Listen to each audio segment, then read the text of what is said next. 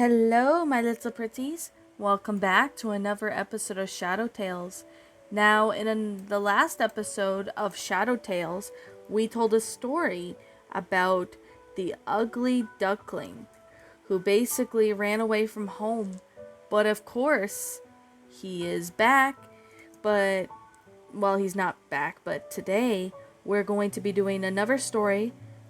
And this one is called Thumbelina, a story by Hans Christian Andersen. This is a retelling of the story, so if it is not accurate, I do apologize. There was a woman who wished to very much have a little child, but she could not obtain her wish.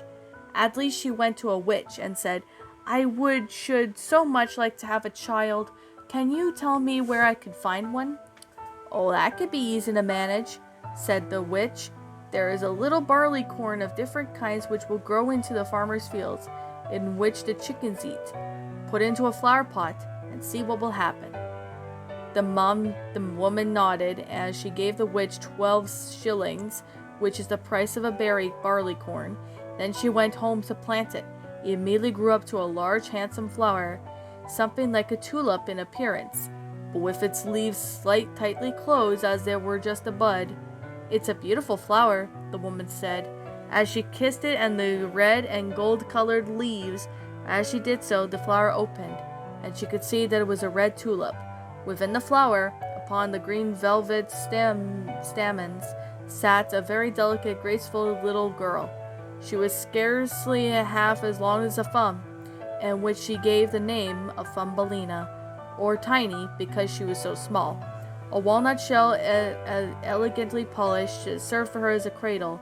Her bed was formed of blue-violet leaves, and a rose leaf for her counterpart, where she slept at night, but during the day she amused herself on the table, where the woman had placed a plate full of water.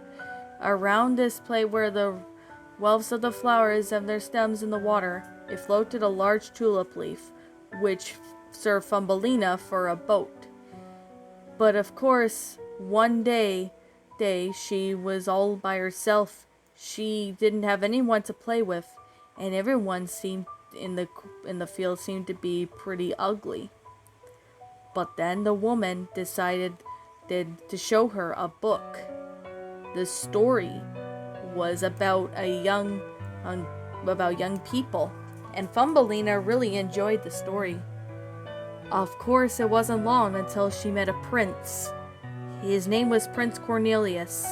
He was a fairy and decided to take her with him so he could show her the world.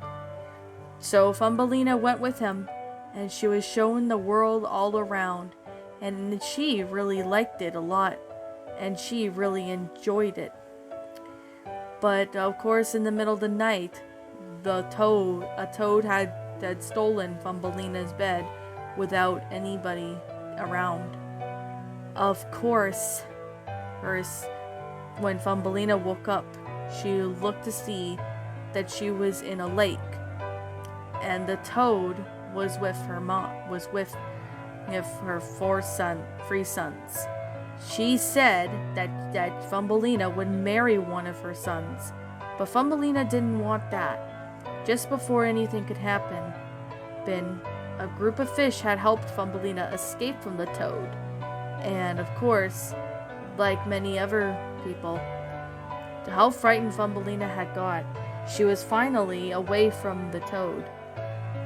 But of course, it wasn't long until she ran into beetles. Of course, one of them thought that she was the most beautiful thing in the world. But when everybody saw how ugly she was, the beetles had turned her away. It wasn't long until Thumbelina realized that she was lost and had nowhere to go. But, however, she looked over to see that it was getting to be winter soon.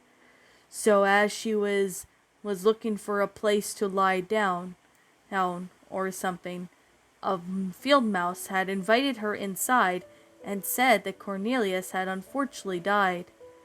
Of course, Thumbelina began to cry. "Oh, you poor little creature," said the field mouse, who was a really good old field mouse. Come into my room and dine with me, she's very pleased to say.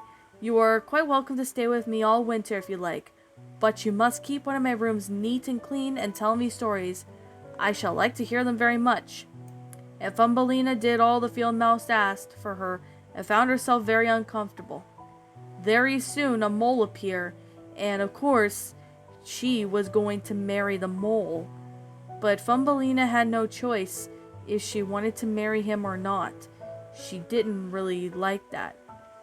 But just before she could get married to the mole on the wedding day, she said that she can't, and the swallow appeared, and when the swallow arrived, he said that there is a place where fairies are that she could go. So Thumbelina nodded and went with the swallow. Giacomo had took her to what seemed to be a place for fairies. Oh, how beautiful it is, Thumbelina said, looking at the place. The little prince looked at the bird, but of course when they appeared, a lot of the other fairies appear. Now, the Thumbelina wanted to marry the prince, so Prince Cornelius asked her if she would be his wife, which of course she said, "Of course I will."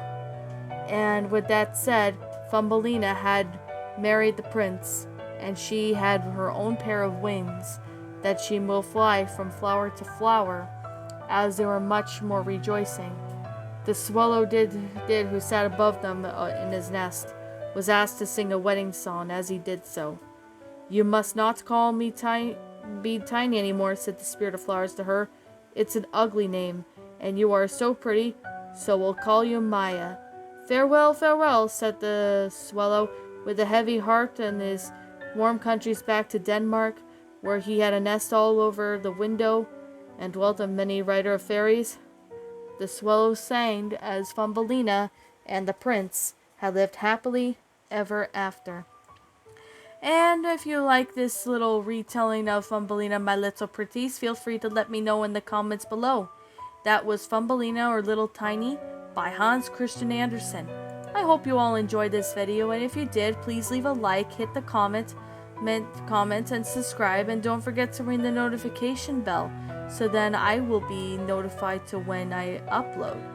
So as always, I will be seeing you all in the next video, and as always, please roll the outro because I am out.